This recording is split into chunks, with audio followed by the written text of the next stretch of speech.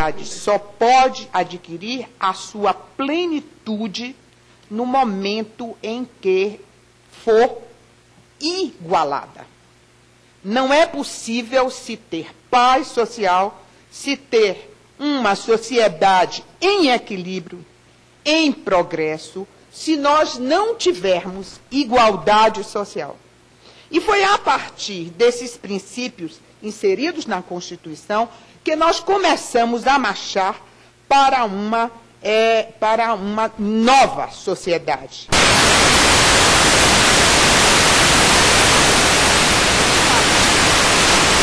Nos países mais desenvolvidos, começou na década de 50, logo ao final da Segunda Guerra, e que nós demoramos tanto a chegar por uma série de fatos históricos, um dos quais, não é o único, mas um dos quais, a Revolução de 68.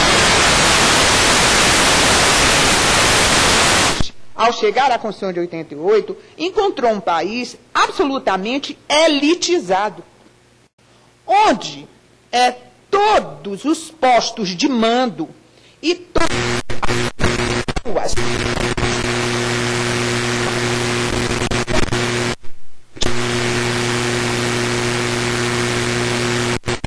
aí surge o primeiro foco de dificuldade.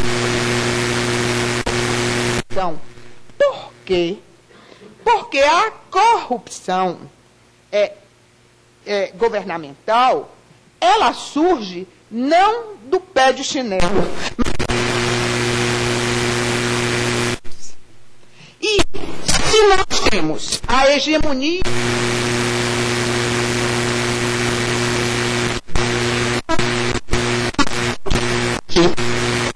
países nestas elites, uma dificuldade imensa de combater a corrupção. Porque ela se manifesta como? Ela se manifesta pela atividade estatal das elites. Suborno, intimidação, extorsão, abuso de poder. Isso são os instrumentos da corrupção. E quais são as principais manifestações desta corrupção? Onde é que a gente sente a presença da corrupção? Porque ele impede o ingresso de valores nos cofres públicos, desvia os recursos arrecadados através de evasão fiscal, isenções indevidas, redução de cobrança de tributos, aumento de despesas públicas. E isso está aonde? Está na base da pirâmide? Não. Ela está no ápice da pirâmide.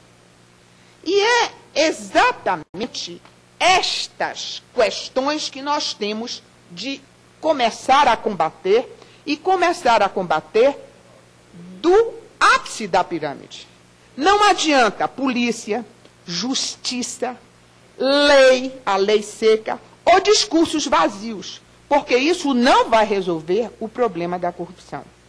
Daí porque, quando nós temos dentro do poder legislativo o interesse de um grupo que está ligado à administração, com o propósito de exatamente conversarmos, trocarmos ideias, cada um dizer as suas ideias e o que consegue saber da forma como nós vamos combater a corrupção, eu acho que é o passo inicial para uma mudança de cultura, uma mudança de comportamento.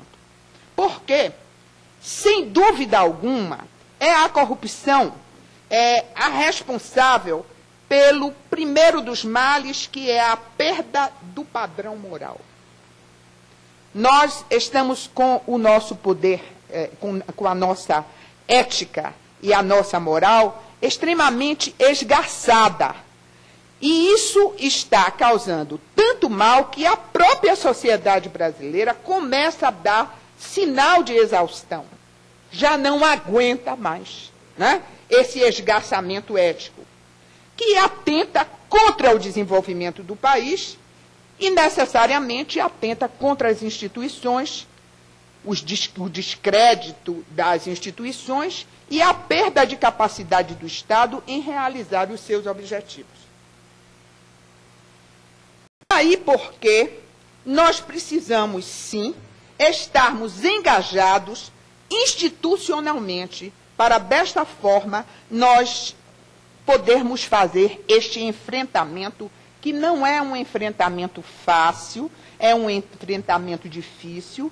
O caminho é paulatino, nós vamos graduando o nosso alcance em alguns avanços, nós não teremos um sucesso em curto prazo ou a médio prazo.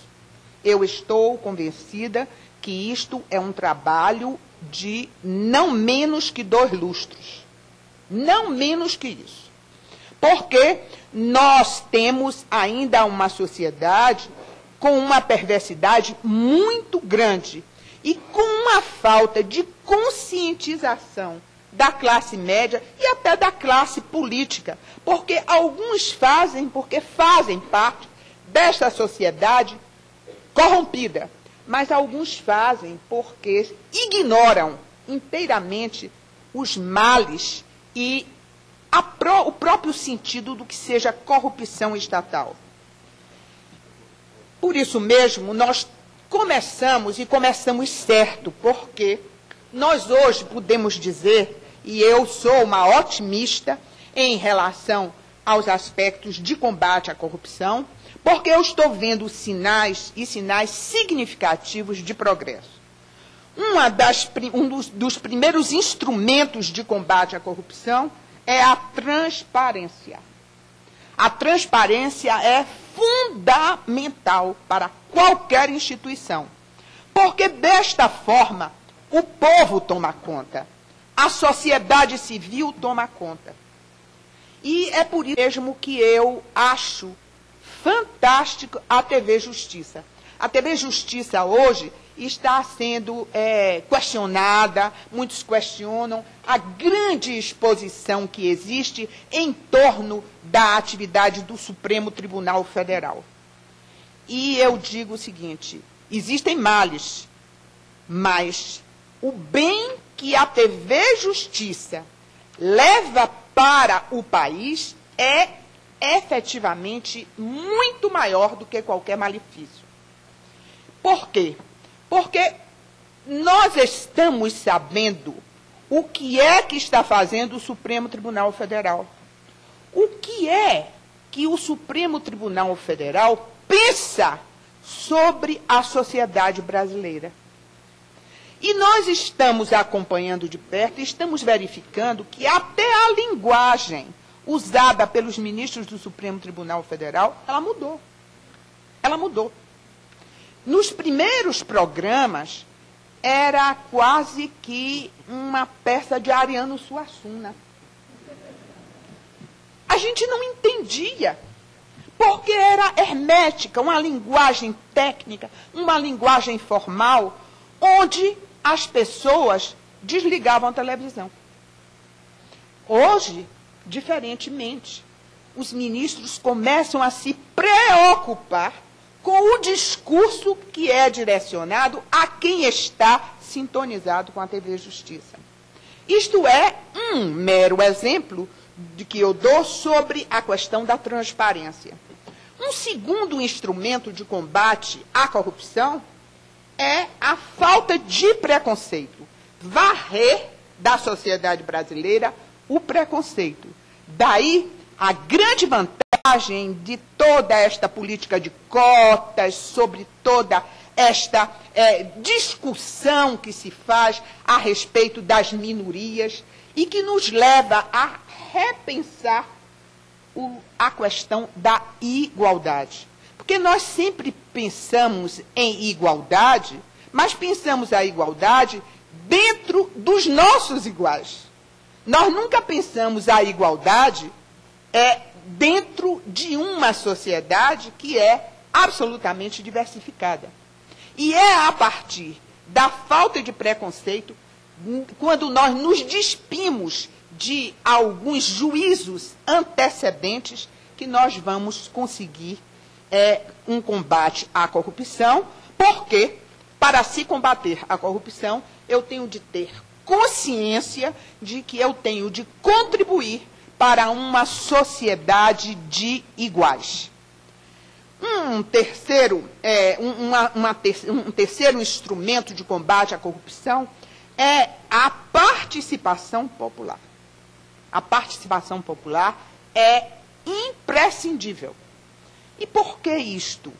Na medida em que a população participa do que se passa na sociedade, ele se torna mais esclarecido. E o voto dele será um voto mais consciente. Aí nós vamos dizer o seguinte: não, mas ainda existe muito voto de cabresto. Sim, a sociedade brasileira é extremamente pobre. Tem ainda grandes dificuldades em acessar os meios de comunicação. Mas já estamos melhorando, né? Já estamos melhorando. E é exatamente a partir daí que nós começamos a dizer o seguinte: o povo toma conta. As redes sociais é um indicativo fantástico, porque eles fazem a diferença e eles se comunicam entre si e passam a ter maior interesse sobre as coisas que se passam no governo. E, desta forma, nós vamos fazendo com que a população se inteire da questão governamental. Ainda, como um meio de combater a corrupção, eu tenho de também combater o excesso de legalidade, o excesso de formalismo, o excesso de positivismo jurídico. Nós pegamos determinadas decisões judiciais que é um primor técnico, sob o ponto de vista da legalidade. E, no entanto, de social não tem nada. Porque, muitas vezes, a norma aplicada friamente, de uma maneira vertical, eu tenho uma disfunção da norma jurídica. E ela termina por causar um grande mal à sociedade. É um exemplo até um pouco grosseiro, mas eu achei muito interessante. A semana passada eu voltava de São Paulo e vim conversando com a ministra Marta Suplicy. E, em conversa, ela me falou uma coisa interessantíssima. Ela me disse o seguinte: a secretária, o Ministério da Educação é um ministério que tem não sei quantas fundações, não sei quantas entidades, todas subordinadas. Então, é um ministério bastante difícil. E aí, falando das fundações, ela me disse o seguinte: agora, nós temos um gravíssimo problema. Qual é? Nós não queremos aumentar os quadros funcionais, principalmente desses órgãos secundários. E as fundações hoje estão padecendo de um grande mal. Qual é o mal? Estas fundações, voltadas para a pesquisa, voltadas exatamente para atividades educacionais, e deu como exemplo a Fundação Rui Barbosa, que é de grande importância na pesquisa. Os pesquisadores, que são pessoas de alto nível e tal, são pessoas idosas, eles estão se aposentando. Eles estão se aposentando, estão morrendo. E o presidente da fundação resolveu fazer uma contratação através de uma terceirização de pesquisadores específicos para uma determinada área. Imediatamente, o Ministério Público entrou com ação civil pública por ato de improbidade, porque estava havendo a contratação sem concurso. Então, eu digo o seguinte: é exatamente a disfunção da norma. Nós estamos combatendo a terceirização do trabalho para evitar que haja o subcontrato, que é uma forma de subterfúgio para nós termos contratos viciados, superfaturados, né? Mas, por outro lado, o magistrado, o administrador, precisa ter o bom senso de separar o joio do trigo. Num momento de emergência absoluta, como é um caso de uma fundação, não é possível que nós deixemos de contratar pesquisadores especializados. Vejam bem, não estou fazendo apologia da terceirização. O que eu quero dizer é que a norma não pode ser aplicada de uma forma absolutamente vertical, de uma norma com um excesso de legalidade, porque isto é um dos instrumentos da corrupção. Os contratos, a Lei 8866, ela é uma lei que pega o contrato administrativo e dita cláusula por cláusula. Ela é tão formalista que ela dá margem a uma série de manobras para nós termos contratos indevidos. Inclusive, eu que participei de algumas operações policiais que chegaram à justiça em inquéritos administrativos, eu verifiquei que dentro dos órgãos públicos existem alguns agentes que são chamados por essas empresas de contratação para fazer o seguinte: na hora que bate o edital, colocar uma ou duas palavrinhas indevidas no contrato, no edital. Esse edital é publicado, o agente público não toma conhecimento porque aquilo se insere em uma cláusula bem pequena, quase imperceptível, e a própria empresa que pagou ao agente para fazer aquele trabalho entra com uma ação na justiça e a justiça imediatamente inutiliza esse contrato porque esse contrato não obedeceu às regras da Lei 8866. E, a partir daí, existe a contratação de emergência. E é nesta segunda contratação de emergência que surge a corrupção. Por isso mesmo é que o magistrado, o agente público, ele tem de estar antenado com as coisas que existem e não apegado à letra da lei. Porque isto sem dúvida alguma, está constatado pelos estudos realizados, que é um dos instrumentos para a corrupção, é este legalismo, este formalismo, esta maneira verticalizada de se ler os contratos. Mas quais os meios que eu tenho de combater a infração? Bem, combatendo a impunidade, eu acho que este é o primeiro dos caminhos. E aí eu tenho de fazer uma culpa, minha máxima culpa, como representante do Poder Judiciário, porque nós temos contribuído de uma forma inocente, quase, para a impunidade. Na medida em que nós estamos fazendo a aplicação da lei penal de uma forma positivada, formal, e assim nós terminamos por criar a disfunção da norma penal. Eu hoje tenho a ideia de que a legislação penal, o combate à corrupção, pelos processos penais, eles estão absolutamente desacreditados. Não se consegue chegar ao final de uma ação penal, mesmo que se queira.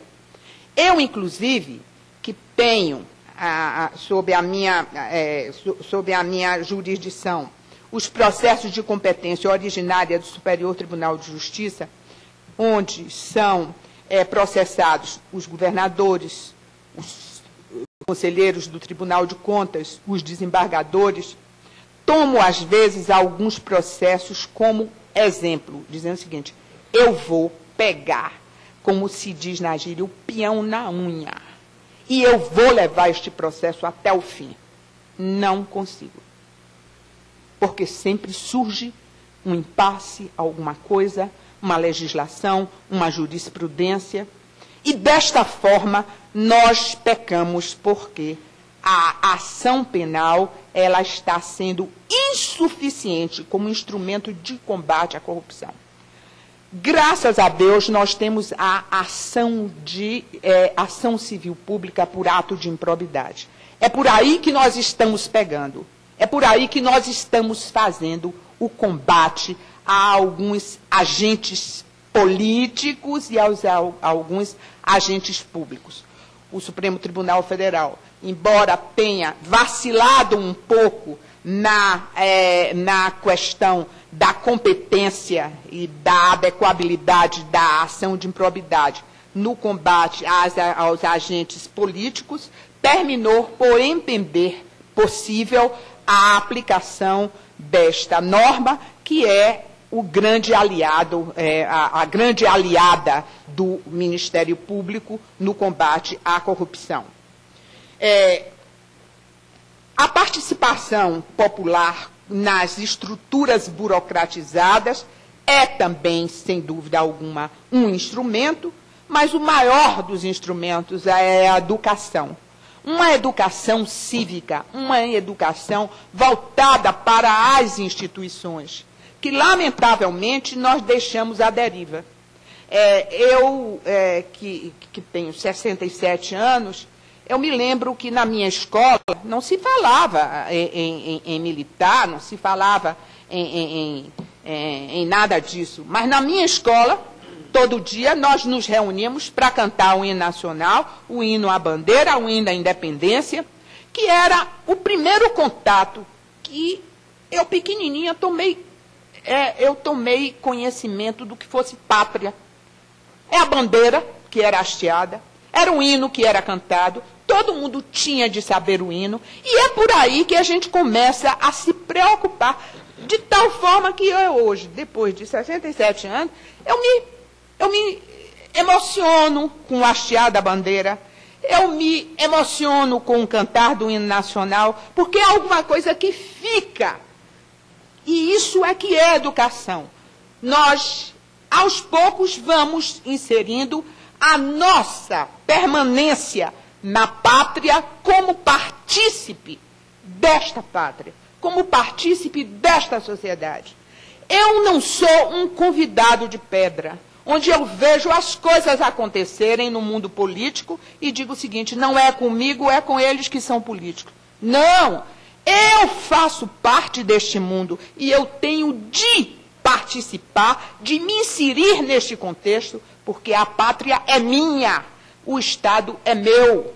E o meu bem-estar depende deste equilíbrio. Então, a educação é fundamental. Mas eu quero agregar a esses instrumentos a participação da mídia.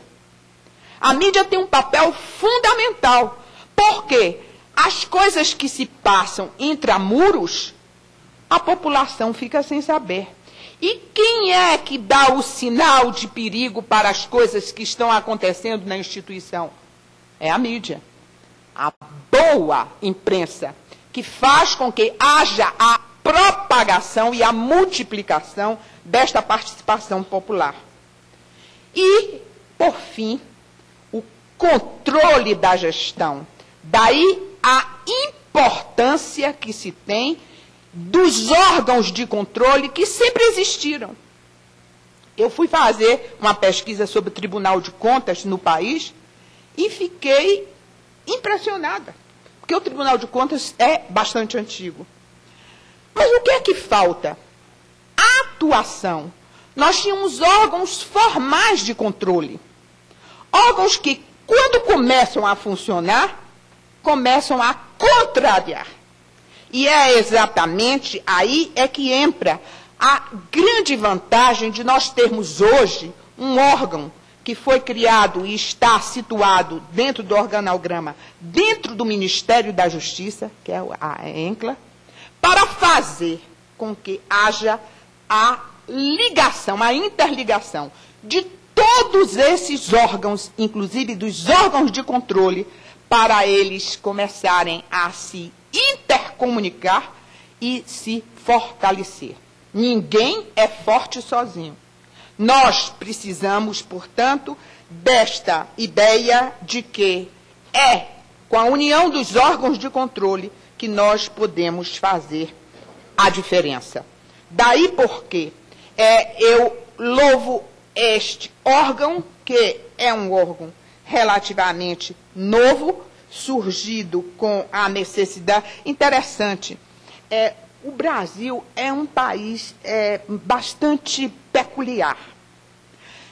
Se nós formos observar a questão histórica, nenhum popular fez qualquer movimento de mudança no país. Quem fez foram as elites. Todos os movimentos de mudança foram feitos pelas elites. Abolição da escravatura. Quem fez a abolição da escravatura? Os senhores proprietários de terras. Proclamação da República. Quem fez? Estado Novo. Quem fez? Revolução de 64. O que é que nós fizemos como povo? Então, nós vamos verificar que nós vivemos a reboque, sempre e sempre, das elites dominantes. E quem está fazendo a diferença e quem puxou o cordão para nós começarmos a fazer o combate à corrupção foi o movimento de globalização. Quando o Brasil despertou no cenário mundial como um grande mercado consumidor, e houve o interesse dos órgãos internacionais de fazer com que o país entrasse em um caminho de menos corrupção. E, em razão da globalização, pelo combate dos crimes internacionais, houve a necessidade de fazer o combate à lavagem de dinheiro. E o Brasil se inseriu, como nação organizada, dentro de um novo contexto que foi no panorama da Constituição de 88. Então, a gente vai fechando o quadro, e eu gosto sempre de, quando eu falo sobre corrupção, começar a falar desses dados históricos, para a gente não pensar que é um brado retumbante de dizer, vamos combater a corrupção. Só se combate com o que estamos fazendo, que é o quê? É um movimento que vai fechando o cerco. E é exatamente o que eu venho dizendo aos senhores. Vem a Constituição de 88, vem a globalização, vem a lei de lavagem de dinheiro, que a lei de lavagem de dinheiro é de 98, né? A criação do COAF, e desta forma nós estamos começando a criar mecanismos de combate à corrupção, fechando o cerco. Há ainda grande dificuldade, porque nós não divulgamos estes órgãos. Lamentavelmente, eu sou magistrada há 34 anos. Eu tomei conhecimento da existência da ENCLA quando eu cheguei em 2010 à Corregedoria. Quer dizer, eu sou uma magistrada de um tribunal superior. E ignorava, sabia que existia esse órgão no Ministério da Justiça, mas eu não tinha a dimensão do que significa a ENCLA. E conversando com o ministro do Supremo Tribunal Federal, eu então disse que estava indo para um encontro da ENCLA, e ele me perguntou assim, e o que é isso? Então, eu conto isso aos senhores para dizer como nós estamos defasados desta nova aura que envolve o país e que está, sim, fazendo a diferença no combate à corrupção, embora a gente tenha uma ideia de que a corrupção está sem freio e que não tem controle. Na realidade, nós precisamos, sim, estar antenados para o que já está acontecendo. E está acontecendo por um fenômeno, inclusive, histórico, né? Nós inauguramos, por exemplo, na Justiça Federal, as varas de lavagem de dinheiro. Isto foi de importância fundamental. Agora, nós ignoramos todo o movimento. do que seja, por exemplo, o COAF. O COAF, que é um órgão criado exatamente com a lei de lavagem de dinheiro, que é o Conselho de Controle de Atividades Financeiras. Ou seja, todo e qualquer país organizado hoje toma conta das atividades financeiras realizadas. Como corregedora, eu me debrucei sobre esta realidade, a nova realidade econômica do país, e cheguei a uma conclusão. A lei, existem 2 leis federais que exigem que todos os magistrados entreguem as suas declarações de renda ao tribunal. Esta lei, em alguns tribunais, era absolutamente ignorada. Quando eu chegava a fazer a inspeção, cadê as declarações de renda? Ah, nunca entregaram. Não é por maldade? Não. Tanto que eu não fiz nada. Só dizia o seguinte, eu dou um prazo para entregarem todas as declarações. Declarações essas entregues, quando se fazia a inspeção, eu ia verificar os ganhos, para saber se estavam sendo pagos devidamente, e aí esses dados das declarações eram checados com as despesas feitas pelo tribunal, os pagamentos feitos pelo tribunal, e o patrimônio que foi declarado pelo próprio. Quando este patrimônio estava em descoberta, eu marcava um prazo para explicar. Isto foi considerado como quebra de sigilo fiscal. E como quebra de sigilo fiscal, eu fui alvo de uma representação penal e de 2 mandados de segurança. Então, os senhores verificam como a gente termina se inibindo de fiscalizar, porque a fiscalização é algo que termina por contrariar uma cultura. Voltaram atrás, naturalmente, os mandados de segurança foram esvaziados, as liminares foram recolhidas, embora os mandados de segurança não tivessem sido julgados ainda. Mas a representação penal foi arquivada, mas os senhores verificam que o agente político que toma conta desses órgãos de controle termina querendo se preservar. Para não haver o quê? Para não haver o desgaste pessoal por estar inovando historicamente. O que é que nós precisamos nesse momento? Nós precisamos estar sintonizados com o que existe de oficial, onde existe um órgão que toma conta, que tem o controle das atividades financeiras, um órgão que coordena todos estes órgãos de controle, para não termos a ideia de que estamos sozinhos no mundo e desamparados. Porque todas as vezes que o administrador se sente sozinho, se sente solitário, ele não faz acontecer. Por isso é que eu acho que no momento em que nós nos unirmos, nós formos administradores, não de poder executivo, não de poder judiciário, não de poder legislativos, nós formos nação civilizada, onde os 3 poderes fazem parte do Estado brasileiro, nós estamos construindo uma nação muito melhor.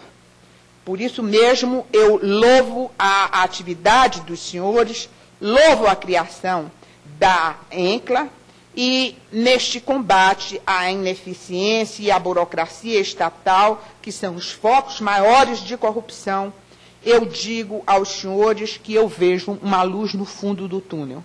E eu vejo porque um evento como este, onde os senhores me disseram que tem mais de 400 inscritos, pode não ter 400 aqui dentro desta sala, mas pelo menos 400 pensaram em se inscrever e vir para cá ouvir. As pessoas estão aqui, estão ouvindo, né, coisas. E eu quero dizer aos senhores que isso não é discurso vazio. É discurso de quem acredita efetivamente naquilo que falou. E por isso mesmo não tem medo de se colocar quase em holocausto.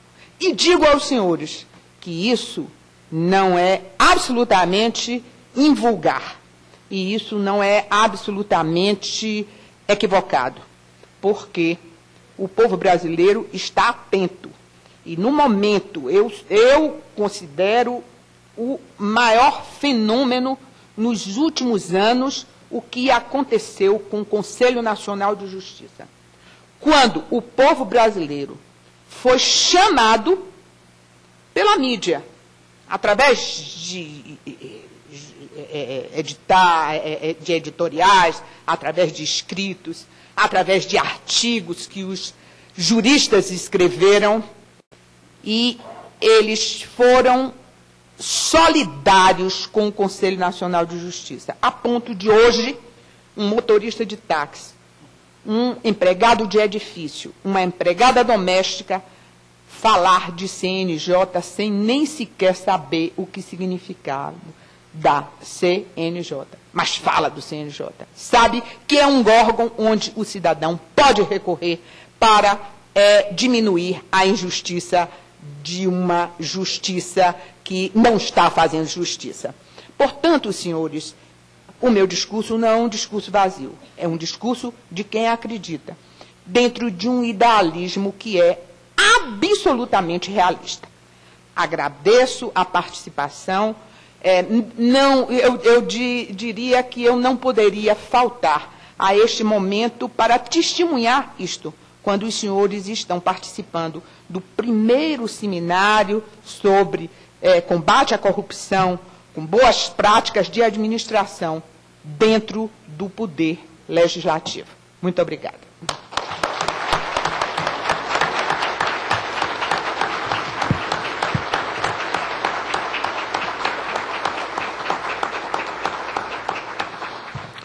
Senhoras e senhores, devido ao cumprimento da agenda oficial de trabalho, neste momento anunciamos a saída deste recinto do senhor primeiro secretário da Câmara dos Deputados, Eduardo Gomes. E, na sequência, teremos a palestra a ser proferida pelo senhor secretário nacional de Justiça, Paulo Abraão, e para esta atividade convidamos a senhora ministra do STJ, Eliana Calmon, a retornar ao seu lugar reservado na primeira fileira do auditório para assistir à apresentação juntamente com os demais presentes, devido à palestra do secretário Paulo Abraão ter imagens e, assim, desta forma, assistir confortavelmente. Com a palavra, o senhor secretário nacional de Justiça, Paulo Abraão, para a sua palestra.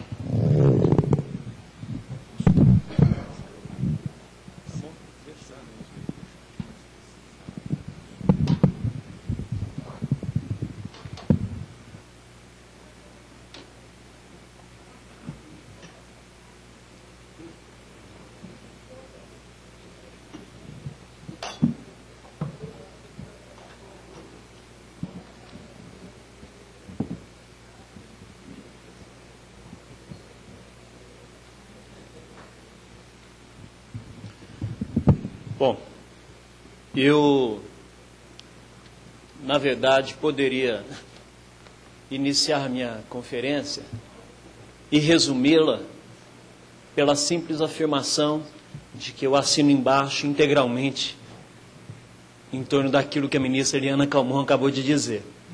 E bastaria.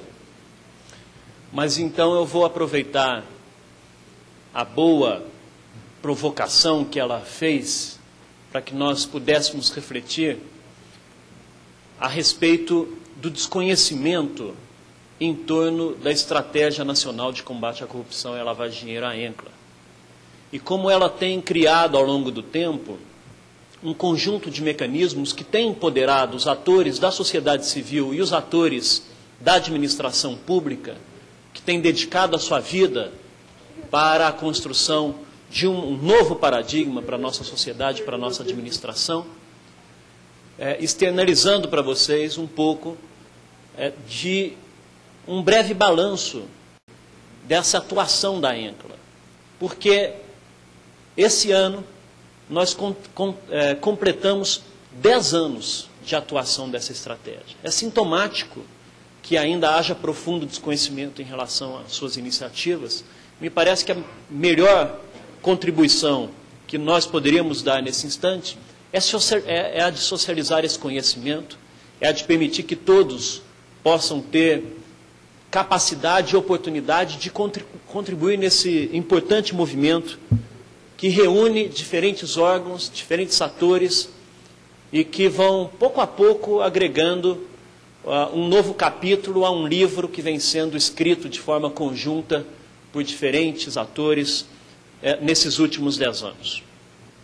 A Estratégia Nacional de Combate à Corrupção e à Lavagem de Dinheiro, a ENCLA, ela chega à sua 10ª edição como um dos instrumentos mais relevantes de que dispõe o Estado e a sociedade brasileira no enfrentamento a esses crimes. Concebida em 2003, a ENCLA inseriu o tema da lavagem de dinheiro no cenário nacional. E passados quase 10 anos desde a sua edição inaugural, a matéria se mantém como objeto de preocupação das autoridades nacionais e estrangeiras. Não poderia ser diferente. É realmente espantoso observar o poder econômico acumulado pelas organizações criminosas que, em decorrência da alta margem de lucro que envolve as suas atividades, conseguem se perpetuar no tempo e se capilarizar geográfica e institucionalmente. Graças, contudo, à cultura que se difundiu no Brasil a partir da criação da ENCLA e da atuação de diferentes atores, hoje se tem, sim, uma maior consciência de que o verdadeiro combate ao crime organizado passa necessariamente por uma atuação do Estado focada nos ativos ilícitos, que, além de tudo, são extremamente nocivos ao sistema financeiro, ao comércio internacional e à economia mundial. A inclusão, a partir de 2007, como um dos eixos estruturantes da ENCLA na temática da corrupção, conferiu à estratégia a magnitude necessária para que se firmasse como uma ferramenta indispensável para o aprimoramento do sistema de justiça brasileiro. Esse compreendendo todas as fases de atuação do Estado, desde a prevenção, a fiscalização, o controle, a investigação e a persecução. De fato, a corrupção, como bem dito pela ministra Eliana Calmon, ela tem uma dupla perversidade. Uma que afeta diretamente o âmbito da administração pública, porque a corrupção ela impossibilita a igualdade efetiva de participação de todos os cidadãos nas decisões públicas. Do ponto de vista da administração, ela enfraquece a força institucional do Estado na medida em que promove o desvio da capacidade pública para atender os interesses privados. E o segundo efeito nefasto atinge a própria questão democrática. A corrupção afeta a legitimidade do regime democrático perante toda a sociedade, que deixa de apoiar as instituições, de acreditar nas instituições e nos seus atores públicos, por identificar nestas as práticas de condutas ilícitas. Ela corrói o regime, o sistema e a questão democrática. A ENCLA não apenas contribuiu e tem contribuído significativamente para o avanço e a consolidação desses temas no país, como gerou um bem-sucedido espaço de articulação estatal que posteriormente veio a ser reproduzido no tratamento de outras matérias de interesse nacional. A constituição de um espaço permanente de integração como a ENCLA gera para o país uma capacidade de formular políticas públicas de cunho verdadeiramente estratégico, afastando as atuações isoladas de cada um dos órgãos, as atuações casuísticas, muitas vezes duplicadas ou incoerentes, as quais têm lugar quando o país não está organizado no enfrentamento a esses crimes. Através de uma rede de formação multidisciplinar, composta por mais de 60 órgãos, dos diferentes poderes, das diferentes esferas federativas, e inclusive com a participação da sociedade civil, a estratégia é hoje o foro que trata com maior propriedade sobre todos os aspectos relacionados ao enfrentamento à corrupção e à lavagem de dinheiro, gerando para o país um pacote de medidas concretas que anualmente ampliam a capacidade do Estado em matéria de prevenção, combate e capacitação dos agentes públicos.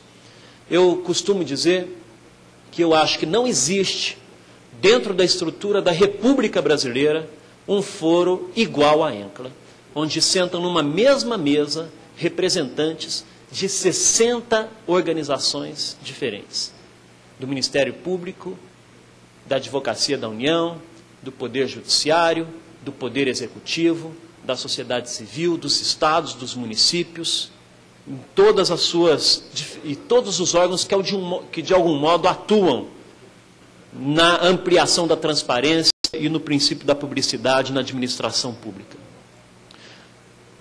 Além de guiar as autoridades brasileiras a um esforço concentrado, a ENCLA constitui um espaço para estabelecimento de difusão de boas práticas, como esse seminário, que pretende difundir boas práticas em matéria de contratação na administração pública. Mas ela também contribui para o firmamento de padrões mínimos no que diz respeito à erradicação da corrupção e da lavagem de dinheiro. Cria-se e dissemina-se, a partir desse foro, uma cultura de absoluta intolerância a essas condutas, ao qual, aos poucos, se vê refletida nas instituições e em toda a sociedade. A ENCLA é uma estratégia independente, cuja atuação transcende mandatos, firmando-se desde a sua inauguração como uma ferramenta de Estado e não uma ferramenta de governo. A estratégia é, sem dúvida, uma das maiores expressões do amadurecimento alcançado pelas instituições públicas brasileiras, que, por meio de fóruns como esse, revela a sua capacidade de atuar de forma coordenada. Somente instituições fortalecidas, consolidadas, maduras, são capazes de se despir das vaidades institucionais e se prestar a um exercício conjunto de pensar em melhorias para o Estado. A ENCLA representa a superação daquela que eu considero uma das maiores dificuldades enfrentadas pela máquina estatal de qualquer país do mundo, com um nível de complexidade como o nosso, qual seja a dificuldade de articular e coordenar entre as suas instituições. A tendência é a de nós nos isolarmos em cada uma dos nossos prédios protetivos, muitos deles com paredes de mármore, né, que nos protegem tão bem, e não nos integrarmos, não nos comunicarmos, não trocarmos experiências. Essa, sem dúvida, a superação dessa incapacidade de articulação, de integração, é certamente o maior resultado gerado pela ENCLA. O modelo criado em 2003, o qual vem sendo aperfeiçoado a cada ano, permite ao Estado brasileiro conhecer e encarar as suas falhas e, a partir de uma análise eminentemente técnica e também por estratégias políticas, implementar mudanças estruturais no Sistema Nacional de Combate à Corrupção e à Lavagem de Dinheiro. Em verdade, a própria existência de um sistema verdadeiramente nacional anti-lavagem e anticorrupção, o qual nos é ofertado pela ENCLA, põe o Brasil à frente da grande maioria dos países que não contam com uma ferramenta de coordenação semelhante. Tal posição de destaque, como os membros de todos aqui já sabem, tem tido objeto de reconhecimento por parte de organismos internacionais, que são referência para a matéria de combate à corrupção e à lavagem de dinheiro, como por exemplo, o Grupo de Ação Financeira contra a Lavagem de Dinheiro e Financiamento ao Terrorismo, o GAFI, que, ao avaliar o Brasil quanto à execução das suas recomendações, destacou o papel da ENCLA no progresso sistemático verificado na implementação das medidas de combate à corrupção e à lavagem de dinheiro. Também devo destacar, como ponto positivo da estratégia, o seu esforço bem-sucedido de trazer o setor privado para as suas discussões, aumentando assim a efetividade dos seus comandos. Pouco adiantaria implementarmos um foro alienado da realidade pronta, o qual incorreria no constante erro de aprovar medidas inexequíveis ou desarrazoadas. A abertura de um canal de comunicação com setores que serão mais diretamente afetados pelas políticas formuladas pela ENCLA, além de torná-las mais efetivas, contribui significativamente para enraizar nesses mesmos setores a cultura da prevenção e combate à corrupção e à lavagem de dinheiro. a aproximação entre os órgãos na ENCLA representados, além de gerar um ambiente de confiança mútua e sinergia, resulta em ações concretas e perenes. A exemplo do Programa Nacional de Capacitação e Treinamento para o Combate à Corrupção e à Lavagem de Dinheiro, o PNLD, que é mantido pela Secretaria Nacional de Justiça por meio do seu Departamento de Recuperação de Ativos e Cooperação Jurídica Internacional. O PNLD já capacitou quase 10 mil atores em todas as unidades federativas e representantes também do setor privado em matéria de combate à corrupção. Acho até que aqui nos cabe uma determinada avaliação crítica nesse instante. Porque há de se reconhecer que, do ponto de vista da disseminação de capacitação e de qualificação dos atores dos órgãos de controle da administração pública, nós temos obtido significativas conquistas. Hoje nós podemos dizer que o corpo técnico da Controladoria Geral da União, o corpo técnico do Tribunal de Contas da União, é um corpo técnico de altíssimo nível e que é capaz hoje de gerar fórmulas, estratégias convincentes e mecanismos de fiscalização da administração pública. Mas eu ainda acredito que existe um desnivelamento entre a capacidade de qualificação dos demais agentes da administração pública, até para responder o nível de exigência que os organismos de controle têm impingido junto aos órgãos da administração pública, que muitas vezes chegam com um olhar muito apurado do ponto de vista técnico, mas nós temos que ter clareza também que o Brasil é um Estado de Direito em desenvolvimento, né, que existem vários dos nossos órgãos que não estão ainda perenemente preparados até mesmo para aquelas exigências. Então há de se expandir essa capacidade de administração, sob pena até mesmo de nós, de algum modo, criminalizarmos parte dos nossos servidores públicos que de boa fé tentam realizar os seus trabalhos, mas que muitas vezes não receberam a qualificação devida para o aperfeiçoamento de práticas que culturalmente vinham se repetindo por muitos anos. A valorização dos servidores públicos, portanto, ao meu juízo, é elemento central para que o combate à corrupção possa ter maior efetividade no Brasil. Eu também quero destacar a implementação do Cadastro Nacional de Clientes do Sistema Financeiro, que, ao centralizar as informações relacionadas aos clientes do Sistema Financeiro Nacional, gera ganhos inestimáveis para o sistema, especialmente no que se refere ao controle preventivo e otimização para as investigações e ações penais. Por sua vez, a padronização do layout para a solicitação e resposta das quebras de sigilo bancário, bem como o desenvolvimento do Sistema de Investigação de Movimentações Bancárias, o SIMBA, gerido pelo Ministério Público, também trouxeram avanços consideráveis para as investigações e persecuções, na medida em que lhes conferiu celeridade e economicidade. Dentro do Departamento de Recuperação de Ativos e da Secretaria Nacional de Justiça, nós mantemos uma outra ação da ENCLA, que é a criação do Laboratório de Tecnologia contra a Lavagem de Dinheiro, mais conhecidos como LABS. E a replicação desse modelo nas unidades da Federação tem representado um importante avanço no aparelhamento do Estado contra o crime organizado. Um Estado que antes, no fundo, os LABs são um conjunto de softwares e hardwares que dão capacidade de processamento de um conjunto massivo de informações que só seriam possíveis ser feitos anteriormente de forma manual e que certamente não alcançaria capacidade de identificação de cadeias de relação, né, de movimentações bancárias em diferentes instituições, e isso traz, evidentemente, ganhos qualitativos na formação dos elementos probatórios suficientes para as investigações e para as respectivas ações judiciais que são levadas adiante. Essa formação dessa rede integrada dos laboratórios, ela consiste não somente em brindar as autoridades brasileiras com uma ferramenta investigativa moderna, mas ela também propicia aos Estados um instrumento indutor de políticas públicas, capaz de detectar com seus softwares e hardwares pontos de vulnerabilidade.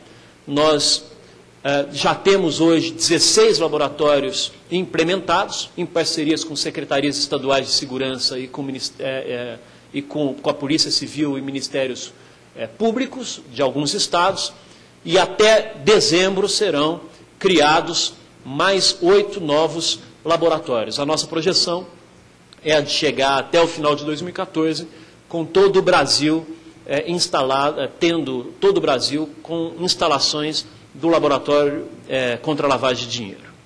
A criação também do Sistema Nacional de Bens Apreendidos, gerido pelo CNJ, visa sanar um problema estrutural brasileiro, qual seja o da identificação e tutela dos bens apreendidos em sede de inquéritos e ações penais.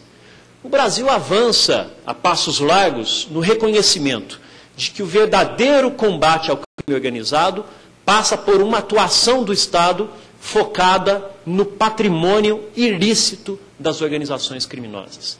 Nós sabemos que os corruptos e as organizações criminosas precisam dar caracterizações de ilicitude para os ativos ilícitos que eles manipulam.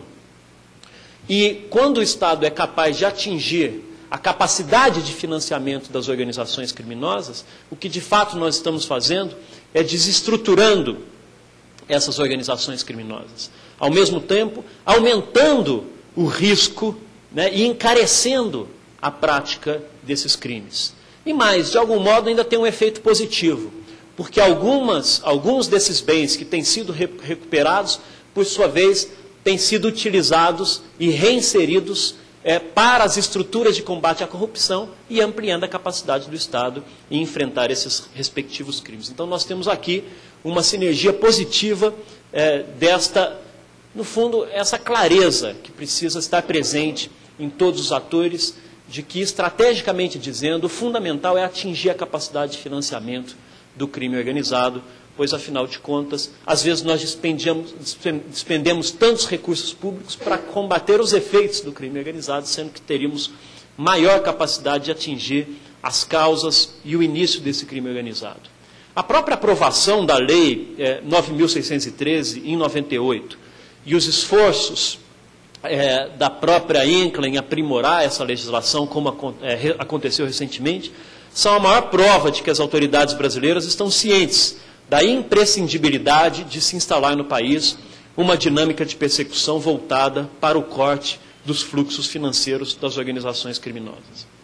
A elaboração de diversas propostas legislativas que são fundamentais para o aperfeiçoamento do sistema, que foram feitas por técnicos especializados dentro da INCRA, nos diversos temas, tais como o PL de organizações criminosas em tramitação, o PL de aperfeiçoamento da lei de lavagem de dinheiro, aprovado, a proposta de extinção de domínio, a proposta de prescrição penal, intermediação de interesses, sigilo bancário e fiscal, a lei de improbidade administrativa, a proposta de responsabilização da pessoa jurídica, problema dos bingos, a questão da repatriação dos ativos, que hoje o Estado tem uma forte capacidade de bloquear os ativos lá fora, mas recuperá-los efetivamente de volta para o país, só é possível depois de transitado em julgado cada uma das ações criminais dentro do nosso sistema de justiça.